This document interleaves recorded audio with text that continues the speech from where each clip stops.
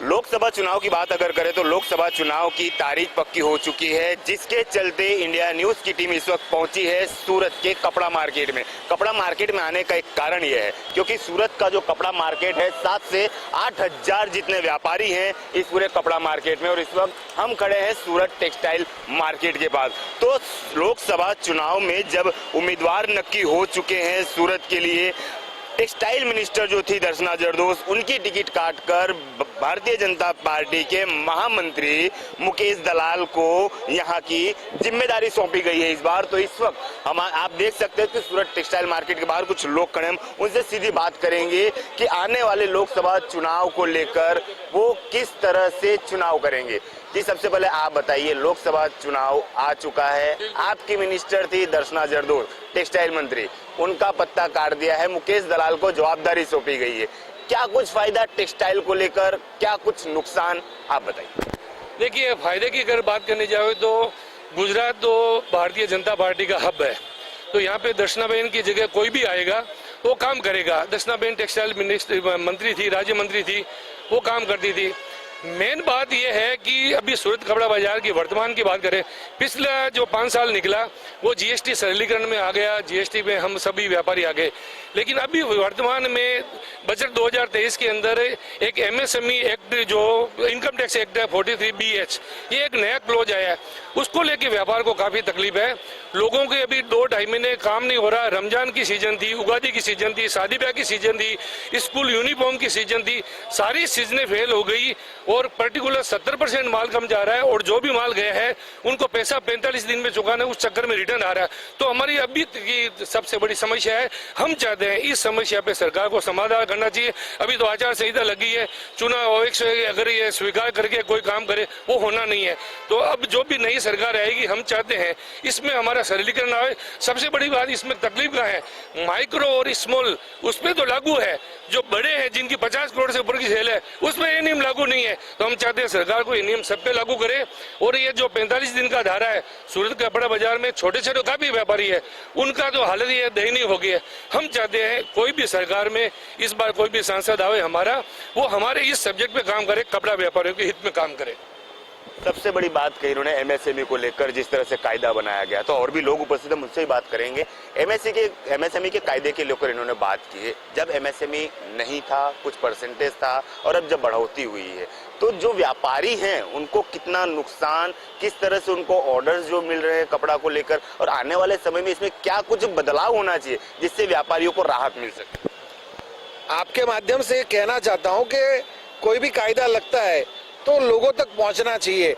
आपने उसको इमरजेंसी में खड़ा कर दिया।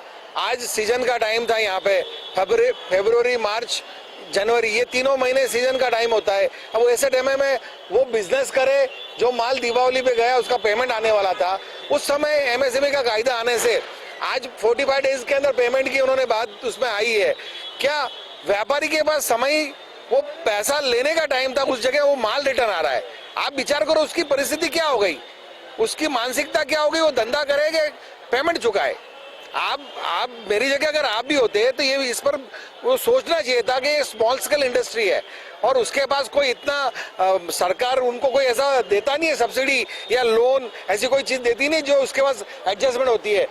आपने बताया, अगर टेक्सटाइल की बात करें तो टेक्सटाइल पूरे भारत क्या पूरे विश्व की बात करें तो सूरत एक टेक्सटाइल में बहुत बड़ा हब माना जाता है।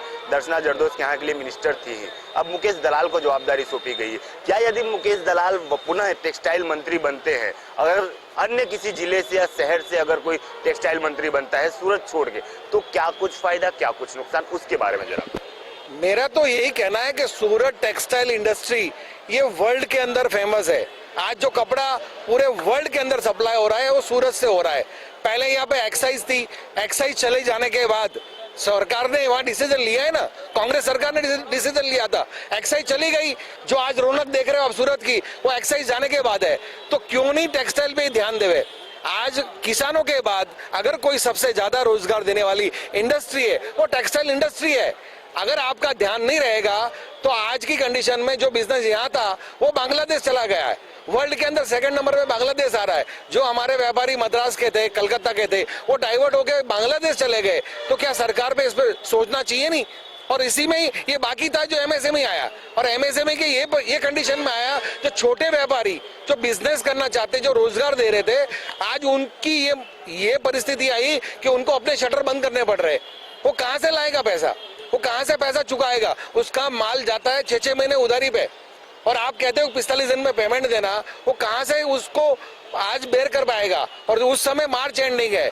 अब ये इसका नतीजा तो मार्च के बाद ही मालूम पड़ेगा कि अप्रैल में क्या होगा, वो कैसे चुका पाएगा, पेमेंट कैसे आएगा, और अभी जो आने वाला रिटर्न गुड्स है वो कैसे उसको कर पाएगा। मैं तो यही कहना चाहता हूँ, यहाँ जो भी बने, इस इंडस्ट्री को देख के जो भी मिनिस्टर बने, उसको टेक्सटाइल ध्यान में रखना चाहिए, क्योंकि सबसे बड़ा रोजगार देने वाला टेक्सटाइल इंडस्ट्री है, और उस पर ध्यान रखेंगे तो सब सुखी होंगे। और भी लोग हम उनसे बातचीत करने की कोशिश करेंगे।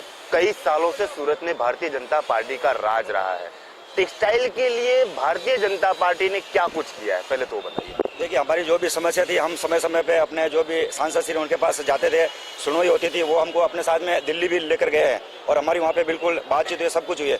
लेकिन कुछ मुद्दे अभी भी ऐसे जो हमारे यहाँ पे बाकी है। जैसे भाई साहब ने बताया, रोजगार देने में सेकंड नंबर पे आज इंडिया में टेक्सटाइल मार्केट आता है, अपने जो टेक्सटाइल का है।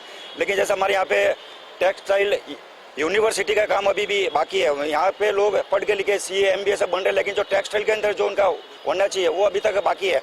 और उसके बाद में जो यहाँ पे चीटिंग का भी काम बहुत ज़्यादा हो गया है, बढ़ गया। तो हम चाहते हैं कि एक आर्थिक अपराध शाखा बने, उनका स्पेशल ऐसा मिले थाना जो यहीं के खाली टेक्सटाइल की देख रेख करे। इन्होंने कहा कि टेक्सटाइल के लिए जो आपराधिक शाखा बनाने की बात हर्ष संघवी ने कही भी थी, और अलग से पुलिस थाना देने की बात कही थी। तो उसमें क्या कुछ धाराएं उल्लेख होनी चाहिए, क्या कुछ इसमें कायदे बनने चाहिए जिससे मार्केट के व्यापारियों को लाभ हो सके, उनके साथ जो चीटिंग होती है उसमें कहीं ना कहीं कटौती हो सके? जो धारा इन्होंने अभी बनाया है, MSME धारा, ये एक तरह से चीटिंग रोकने के लिए बनाया है, लेकिन लोगों को इसके बारे में पता नहीं है और डर का माहौल ज़्यादा हो गया है। जैसे उन्होंने ये बोला कि अगर 45 दिन में पेमेंट नहीं दिया तो वो आपकी इनकम में जोड़ दिया जाएगा। तो आदमी जो पैसा ही नहीं चुका सकता, वो इनकम टैक्स कहाँ से भरेगा? पहले तो मैं सरकार को ये पूछना चाहता हूँ, क्या अनपेड बिल आपकी इनकम है जो उसके ऊपर आप टैक्स लोगी? मैं एक एग्जांपल देता हूँ, मेरा 5 लाख का नफा है और मेरा 1 करोड़ का समझ लो पेमेंट चुकाना बाकी है, तो गवर्नमेंट के हिसाब से उन्होंने उनके नोटिफिकेशन के हिसाब से 30 लाख रुपया मुझे टैक्स भरना पड़ेगा। तो मैं ये 30 लाख रुपए कहाँ से लाऊं? अगर मेरे पास 30 लाख रुपया होता तो मैं तो व्यापारी को पेमेंट ही चुका देता। तो ये गवर्नमेंट लॉ तो बहुत अच्छा लाया है कि भाई, लेकिन उसकी सही पालना होगी नहीं, और गवर्नमेंट भी इसका स्पेसिफिकेशन नहीं दे रही है। CA लोग बोल रहे हैं कि आपकी इनकम में ऐड हो जाएगा। आप किसी इनकम टैक्स ऑफिसर को पूछो तो वो बोलते हैं कि हमको इसके बारे में कुछ मालूम नहीं है। तो गवर्नमेंट कोई लॉ लाती है तो पहले तो उनको आप ट्रेन करो, सबको, कमिश्नर को ट्रेन करो। मैंने आज सुबह कम से कम 5 जगह CPC बेंगलोर भी फोन किया है कि भाई हमको ये 43BH क्या धारा, इसके बारे में हमको बताया। उन्होंने बोला हमको भी इसके बारे में मालूम नहीं है। तो गवर्नमेंट ऐसे कैसे कानून ला सकती है कि जो गवर्नमेंट, जो इनकम टैक्स ऑफिस है, जो कॉल सेंटर है, उनको भी इसके बारे में मालूम नहीं है, तो हम कहाँ जाके पूछने जाए? धाराएं तो लागू कर दी गई, लेकिन उन धाराओं के बारे में जिन्होंने लागू की उन्हीं को नहीं पता है। तो और भी लोग हैं, उनसे बातचीत करेंगे कि आप बताइए, जिस तरह से बीजेपी की सरकार पिछले कई सालों से है सूरत में, कोई बदलाव नहीं है, क्या चाहते हैं? बदलाव चाहते हैं या वही चाहते हैं? देखिए, वो तो जनता जनार्दन है, जनता डिसाइड करेगी बदलाव चाहते हैं या सेम रिपीट। लेकिन हमारी जो व्यापारियों की जो समस्या है, जो आज की तारीख में सूरत में सबसे बड़ी जो समस्या व्यापारियों को जो कपड़ा बाजार में है, वो MSME को लेकर है। सबसे बड़ी चीज उसमें जो दिक्कत आ रही है व्यापारियों को, गवर्नमेंट ने जो ये लॉ बनाया उसके अंदर जो कैटेगरीज है, उसके अंदर आधी कैटेगरी को जोड़ा है और आधी कैटेगरी को हटा दिया। जैसे मैन्युफैक्चरर इसके अंदर इंक्लूड है, सर्विस इसके अंदर इंक्लूड है, लेकिन ट्रेडिंग वाले के लिए ऊपर ये लागू नहीं होता है। जबकि एक व्यापारी जो एक मैन्युफैक्चरर है, वो माल बना के अपने घर पे नहीं रखता है, वो अपने आगे किसी ट्रेडर को बेच रहा है। और ट्रेडर के ऊपर भी बहुत सारे ट्रेडर है, जैसे एक होलसेलर हो गया, वो भी ट्रेडर हो गया, उसके ऊपर एक रिटेलर हो गया, वो भी ट्रेडर हो गया। अभी एक रिटेलर जब तक अपने उस होलसेलर को पेमेंट नहीं देगा, तो वो होलसेलर अपने मैन्युफैक्चरर को कैसे देगा? जबकि उस होलसेलर को तो अपने मैन्युफैक्चरर को इस लॉ के हिसाब से चुकाना ही पड़ेगा। तो ये जो क्राइटेरिया जो बनाया है उन्होंने, उसको पहले समझना पड़ेगा। और MSME का मतलब ही ये होता है कि मीडियम, स्मॉल और माइक्रो, तो माइक्रो रिटेलर भी है, वो भी एक छोटा व्यापारी है, और एक मैन्युफैक्चरर है, वो भी छोटा व्यापारी है। तो ये जो मतलब डिफरेंसेस है वो अभी तक व्यापारियों को समझ में नहीं आ रहे। अच्छे अच्छे बड़े सीए लोग हैं, वो भी इसको समझ नहीं पा रहे। और सबसे बड़ी चीज, जैसे ही अगर आप ये लॉ ला रहे हो, जैसा कि भाई साहब ने बताया कि ये जैसे आपने माल बेचा 45 मार्च एंड में, मतलब 15 फरवरी से पहले का माल अगर 45 दिन से अगर लेट हो गया तो वो आपकी इनकम हो जाएगी।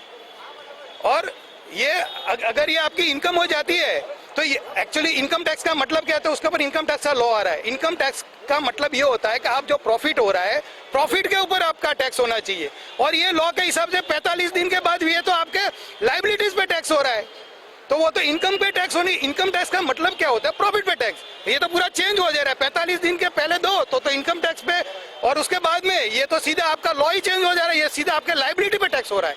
तो ये बहुत सारे कंफ्यूजन व्यापारियों को अभी भी है, और इससे बहुत सारे व्यापार में दिक्कत आ रही है। लोगों ने माल खरीदना बंद कर दिया है, बनाना बंद कर दिया है, बेचना बंद कर दिया है। तो सरकार को अभी इस चीज के बारे में थोड़ा सोचना चाहिए, और व्यापारियों के हित में जो भी एक अच्छा डिसीजन लेना चाहिए।